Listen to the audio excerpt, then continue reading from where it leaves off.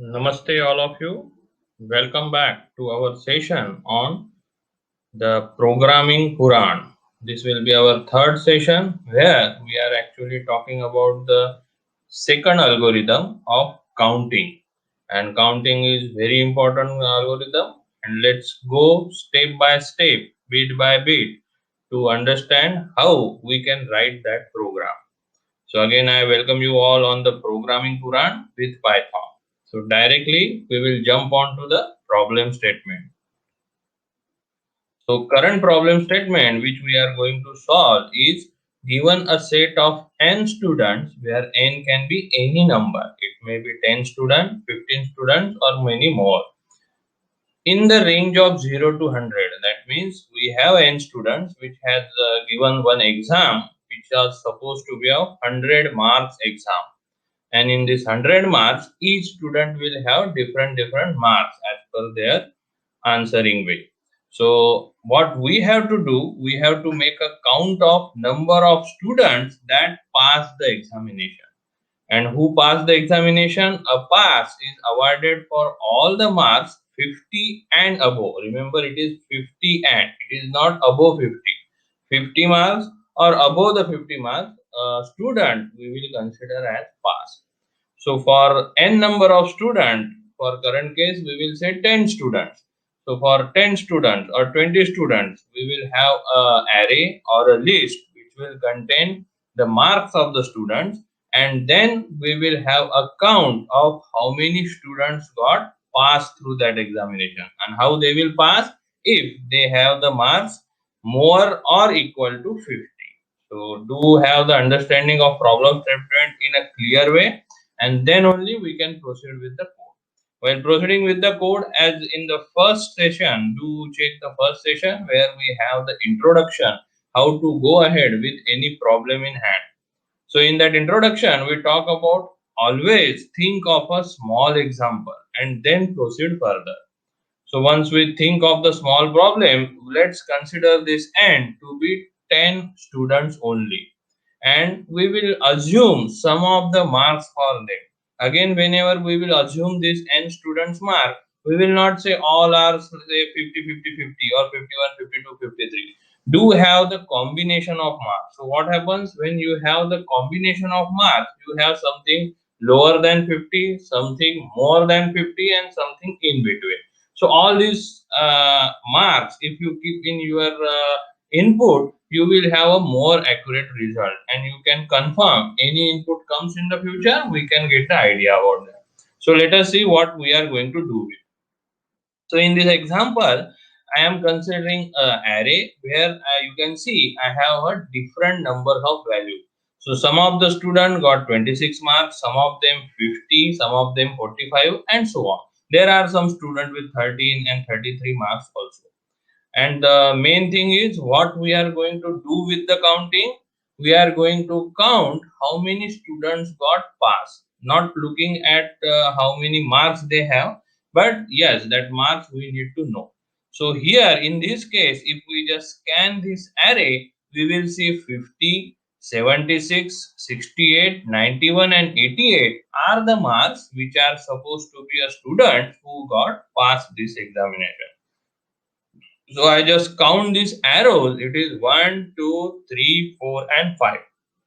So this means that the pass count should be 5, and that is the ultimate output which we are looking to have from our program. So that is the thing we are going to do with. Now once we look at this, how we counted, how many are there? We just started from the 26, and yes, through our mind, our analysis, we say 26 is not greater than or equal to 50. So I am putting greater than or equal to. Okay, so that word also you remember. It is not just greater than 50, greater than or equal to. And that's why I have put one value 50 itself, which satisfies the condition. And once it is 50, we say, okay, it is the first count. 45, no. 76, yes. So it is a second count. How I said second count? I know it was the first count, and now it is another one. So it is last one plus this one. So now I have second count in mind.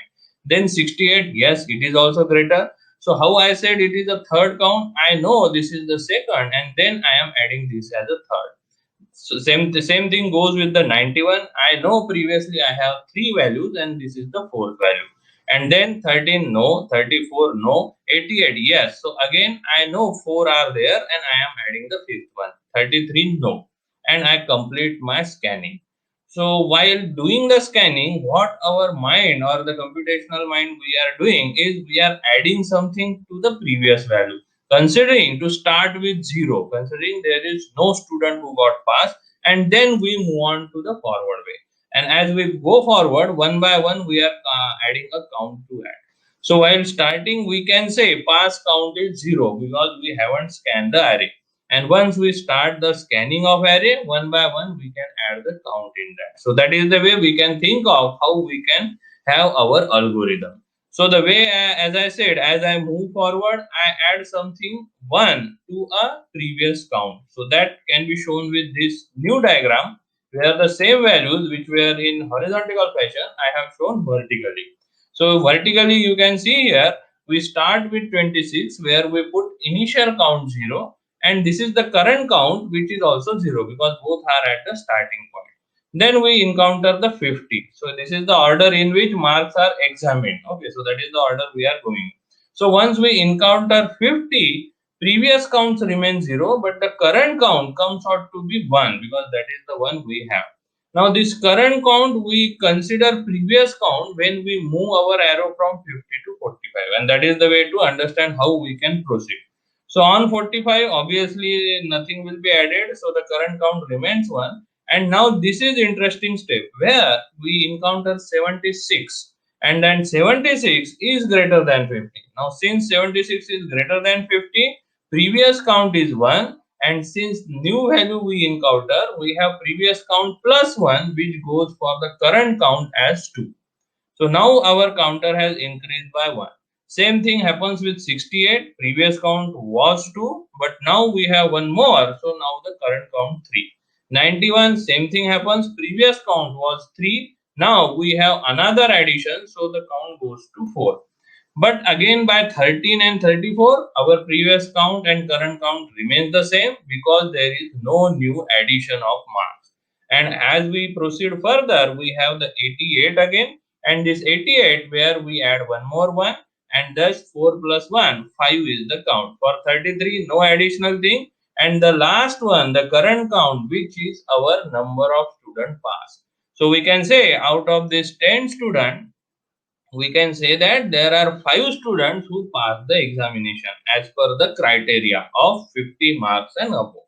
So that is the method we have deployed here. Now same thing can be increased or can we have any number of students. Okay, this 10 just for the visualization, but if I increase this 10 to 100, still the same thing will happen. So only the thing we have to loop here.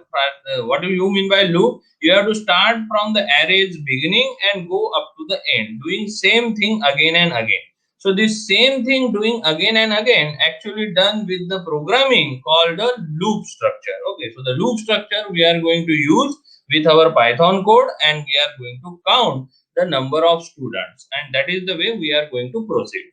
So while looking at the previous code, after each mark has been processed, the current count reflects the number of students that have passed in the mark list so far encounter. Okay, so the word is good and the statement is good, which says that like if I position my cursor here 4, what it means up till now there are 4 students who have passed the examination. If I rest my cursor here, up till now I have only one student who have passed the examination, and that is this count tells us. So how to utilize that? So the way we can do it is the current count is a previous count plus 1. That stands for you have the previous count and then you add 1 to it. Now if you can do like this, and once you complete this, what the second step you have to do is the previous count, whatever you have to put the current count in that. Now this is something tricky you should understand. What happens? Obviously from the previous slide, what happens? Current count gets the value of previous count. You can see the current count which is here, which will get the values from previous count plus 1, and that's why it is coming 3. And in second step, this current count we use as an previous count. So that is also there. So looking at this two step where previous count plus 1 is equal to current count and current count goes back to the previous count, I write two statements. Current count is previous count plus 1. Previous count is going for the current count, which will be an additional or the counting. Now looking at these two equation, let us substitute the previous count value, which is what current count itself, from the equation 2, which I have written here, to the equation 1, that is the equation, and we get a new line of code. So if I put this value here, which is specifically the current count I am putting, I get current count, that is the new value I am counting, with the current count plus 1, that is the old value, and that is the main statement for our computational counting. That is the only statement. Okay, other things are simple to write, other things we will see from the code also, and this is the main thing where, and this is allowed in programming. It may see wrong when you do a statistics by hand, because if you don't know this value, how you are going to jump this. But this is a programming syntax and it is a correct syntax. Only thing, you have to start the current count with some initial amount. So now, how the algorithm we have described here, it is initialize the array or the list with the marks of students. You can use any structure. For our code, we are going to use the list structure. Okay. You can get the detail of list from any website or something, how it works. Okay. So as in the start also I have said, here in programming Quran, we are going to focus on how to write the code, not how to learn the Python programming language. Okay. So you create one list or array and then your loop starts. So while there are still marks to be processed, repeatedly do what? Read the next mark, and if it is passed, that is if it is greater than or equal to 50, then increment the count by 1. So that is the procedure, 2 lines code we have to do again and again, up till what? Up till we reach to the end of the list. So once it is done, we write out the total number of students count who passed the examination. So that is the simplest way we can proceed one by one, because last step is also important. We need to print how many students pass. Just counting doesn't make any sense. So every program, every procedure we write should come with some output also. So now let's check the code related to that. So as in the last time we have used, we are going to put our code, which I have written already in the Jupyter. So we are going to put the code in the Jupyter here to the actual visualization. So let's first do this thing. What is this? This is just the initialization of the variable. So here what I have done, I have put the marks as the 10 marks which we just discussed, and I am printing that marks. Always remember, you use the variable name also in a good way, so it will be easy to understand. So this is the square bracket which stands for the list in Python, and I am creating a list of 10 integers and I am printing them. So if I run this program, it will run like this, and it is a simple code. So if I write the next, you will see global frame contains a list which has the numbers. Okay, and that is the way indexing happens in the list, with starting with 0, 1, 2, 3, because the first index is 0 and so on. So that is the list we have created. And if I go next, the marks are just printed, just you can view here. So that is the simplest thing. As a start, what we have done, we have created the marks as the output and we have the result. Okay, so that is the initial starting point. Now thinking on the next line, what we should have. So here comes the next. Next is we need to loop through the array. So how we can loop through the array? So the same code will change. So I will just edit it and we will have a new code to write, and I will go for the visualize execution. So now the new code, if you see here, what are the changes I have made? Instead of printing marks directly, a complete list, I am using a for loop. So for loop will do what? This is the variable name I am using as an index underscore marks or individual marks, which will come from here one by one. Now once it comes from here one by one, I am going to print that. So the syntax of writing Python code for the for loop is for an index in a sequence colon. Once you put the colon, one tabulation should be there, and then print the values.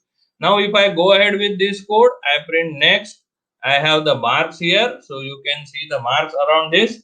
Now my procedure of for loop starts. So I am printing next, and you will see individual marks, because this for loop has run and individual marks got the first element 26, and if I do next, it is printed. So you can see the output here.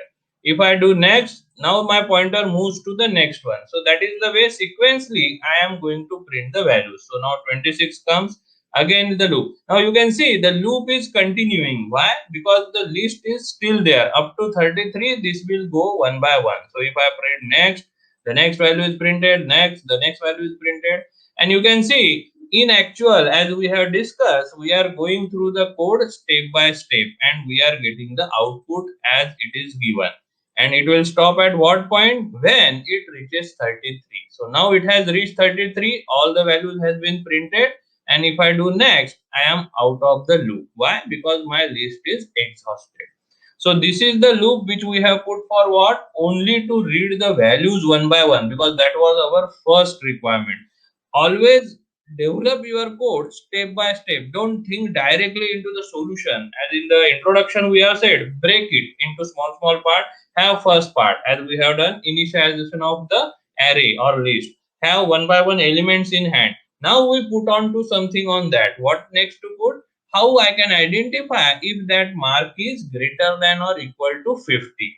So for that purpose, again I am going back to have the next code where we are going to put the if condition now. So I will edit this code and I will change this code to the new code and will go for the visualize the execution. So now in this part, if you look closely, what the new changes I have made, marks is still same, for loop is still same, but inside for loop I have the if. What if does? It just checks the marks which I am getting one by one is greater than or equal to 50 or not.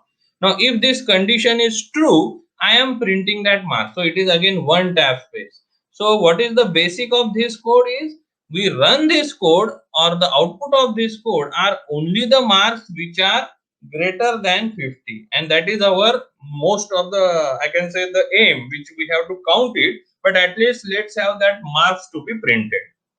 So now if I run this code, the initialization part goes as it is, for loop also goes as it is. So in this if condition which is inside the for loop, now I have the marks 26 and 26 is not greater than or equal to 50. So print statement will not run. So we will go to the next statement, that is now 26 is currently there, but once we run the for loop again, we have now 50 there. Now if you keep 50 in this place, what happens? 50 is greater than or equal to 50, true, and then the print statement will run. So we will fall down and we will print 50. Now you can see, because of the if, we are able to have the first value in our hand, okay, or at least we are printing that, which we can utilize as per our requirement. So if you go into the next, again 45, so it will not be counted, so nothing will be printed. Next thing comes into the picture is 76. Yes, it is the value which is greater than or 50, and yes, it is printed using the print statement. So you can see it is printed. So how step by step you can understand, we are going through the list one by one element, and at the same time we are comparing to just have the values of the student who have passed the examination. So if I go next again, that is value as so good, we consume that and we print that. We go next, that is value, that is I can say the brightest student with the highest mark. So it is again possible to print, and I have printed.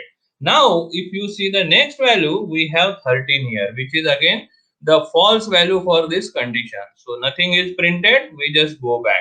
Again 34 comes, nothing is printed, again go back. Again if I put next, now I have 88, that is again a possible second ranker student, we can see. So we can paste next and 88 is also printed. The for loop still continues. It is not once we have, because we know now there is no one who will be counted, but the loop should continue. So loop continues, 33 is not marked, and I am again back to see the sequence is exhausted. So I am out of the loop. So actually it has done in this 27 steps if you count, okay, because the 3 into 10, and in that some of the steps are missed. So we got the output where we can say these are the numbers which are the past students marks, and now the thing is we need to count them. That is the final thing we have to go with. So to do this, what we will do, we will have some changes in the code, And obviously now we are not going to print that values. What we are going to do is just the count of that. So if I change this the code and run it again, now I have made some changes which you can see here. So just scroll me down. So now here the changes is marks remains the still as the values. New variable comes into the picture. So whenever you try to use new variable, initialize with some value. And in Python, since it is a dynamically typing language, you don't need to say what data type it is. You just pass the value and it will be of that data type. So here when I say it is equal to 0, it is of integer data type. The for loop remains the same, the if statement remains the same. New thing as per our previous case of understanding, what we do, we are doing pass count which will start with 0 to increment one by one, and we will see the same thing happens. The previous count will get the current count and the procedure continues. And the thing, as I said, we need to print the past student. So I have added a print statement saying count of the past student is pass count. So this is the way how I can print it with just the comma, and we will get the output, because output also matters. It is not just the loop I run and everything is fine. So let's go ahead with the running of this code. So again we have the initialization. Now we have one new variable, and closely look this value how it changes step by step. So for the first 26 marks, obviously the condition is false, and that's why we go back. Again, once we go back, we have the 50, and now the thing starts changing. Now, since 50 is equal to or greater than 50, the condition is true. Pass count, which was supposed to be 0, will change with pass count plus 1. And if I press next, you will see I will have the change of the pass count. And now I am keeping in mind that one student is passed up till now, up till two students. If I go next, again 45, so it will be ignored. No count will change. So count remains as it is, just like what we have done previously. And now as we proceed with 76, 68, 91, our count will start incrementing. So you can see here, yes, this condition is true. And that's why we fall on pass count is equal to pass count plus 1. So if I press here, you will see the count got changed to 2. You can see how step by step we are counting the students who have passed the examination. 68, yes, that is also a probable thing. So count, you will see the got changed to 3, because again an addition has happened. If I go next, 91, yes, that is the brightest student, and yes, the count got 4. Now the count will not change, because now we have the 13, that is the value which is not greater than 50. 34, that is the value again not greater than 50. Next the value comes is 88. Yes, we have to add 1 to our count. So we have the pass count is equal to pass count, which is 4 plus 1. So now pass count is 5. 33 is not there, so I am out of the loop, exhausted the sequence. So I am back, I will check nothing is there, and I am on the last line. If I run that last line, my code is complete and I have printed the count of past student is 5. So that is the way how the count changes one by one, and that is the way we can count the number of students. So main thing you remember, when you write any kind of code, you develop step by step, have the good names for the variables, so it is easy to understand what that variables is doing, rather than just having a variable say ABC and IJK. And the last thing is you print what you want to print. And in the start I have said I have used all kind of values of marks. Not all are greater or small, but yes, the code will work for all kind of counting. So that is the counting mechanism we are supposed to understand in this session. So let's have the details on that. So what the notes we can make on this design? A design is simple but useful. Initially and each time through the loop, count represents the total number of passes so far encounter, and that we have seen. On termination, count represents the total number of passes in the array. The variable pass underscore count which we have used need to be initialized to 0 to start the count, and that is the most important thing you should remember for any counting method you do. You initialize it, and you can see instead of 0 I can do reverse also. If I initialize to number of students say 10, I can start decrementing that -1 -1 -1. That will also be fine. So one algorithm will be useful if there are less students who have passed. One algorithm will be useful when there are greater students who are passed. So that depends on how you want your algorithm with worst and average case. So going on to the next, the application of this is the count mechanism as a programming tool is most usefully implemented as a procedure that accepts the array list and returns the count of past students. So it basically you can create a procedure of this just like the swapping last time we have done, and then you can print it. Useful mechanism in all types of counting algorithms. So counting is the basic thing for all kind of thing we will study in the future also, all the algorithm, but that is the thing we have to understand. So that was the case for today's the counting problem, which we have gone through the step by step procedure. Do go through the code again and again to understand what the things are happening and how it is happening. And as in the start I said, you go step by step. Don't jump to write a big code in a single go. So have a nice coding, go continue, and do subscribe to our channel by programming Python with Quran. So let's meet in the next session with the new thing. For time being, thank you and namaste.